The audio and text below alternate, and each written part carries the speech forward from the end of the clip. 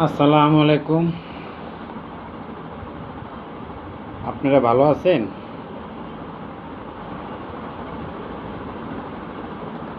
আজকে 17 তারিখ, সরি 16 তারিখ, রাত 12টার পরে হয়েছে 17। তো রাত পয়লে 17 হবে। সকালবেলা মানুষ নামাজ পড়বে, নামাজ পড়ে গরু জবাই দিবে, কেউ আনন্দ ফুর্তি করবে, সবাই আনন্দ ফুর্তি করবে। এটাই বছরে সবার ভালোবাসা আল্লাহর তরফ থেকে পাওয়া। তো তো আজকে আমি কি বলবো, যতগুলো আপনজন আছে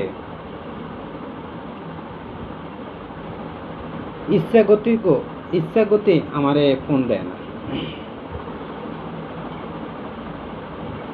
ফোন তো দেয় না, কোনো ভুলও দেয় না। যদি বেশি প্রয়োজন হয় তখন আমারে ফোন দেয়, আর যখন আমি ফোন দেই তখন আমার ফোনের কোনো অ্যালাউ করে না, ধরেও না।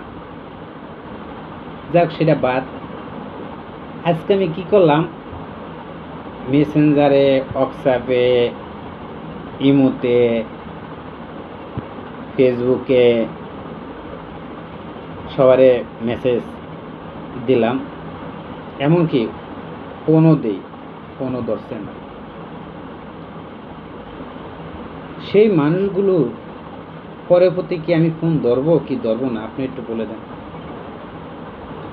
আমি ফোন দিয়ে কেউ টাকাও চাচ্ছি না, আর কেউ আমি একটা কথা কয়ে বিপদও ফালাতে চাচ্ছি না। আমি চাচ্ছি যে রাত পহলে ঈদ, কে কোন জায়গায় আছে, দেশের বাড়িতে গেছে নাকি কেউ কোথায় কর্মক্ষেত্রে কর্মের জায়গায় আছে, ওরে হিসাব করে আমি কিন্তু যোগাযোগ করতে চেষ্টা করছি। অথচ আমার কোনো অ্যালাউ করে না। এখন বলেন, বিপদে যদি পড়ে তখন যদি ফোন দেয় তখন কি আমি ফোনটা ধরবো? আসলে মানুষ,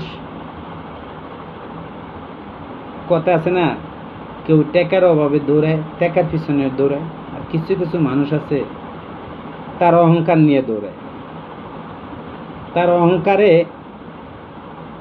নিয়ে সে দৌড়ায়।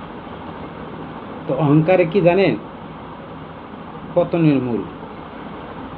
এটা আমাদের বাপ চাচার আমলে শুনছি যে অহংকার যার ভিতরে আছে, হিংসা যার ভিতরে আছে, সে পতনের মূল। তো ভালো থাকো, যাদেরকে আমি ফোন দিয়েছি, মেসেজ পাঠাইছি, উত্তর দেয় নাই, তারা ভালো থাকো, দোয়া করি। আর তাদের ফোনটা যদি 2বার 3বার আসে, যদি আমি না ধরি, তৃতীয়বার যদি ফোনটা আমি ধরি, তখন অনেক কথা শুনি।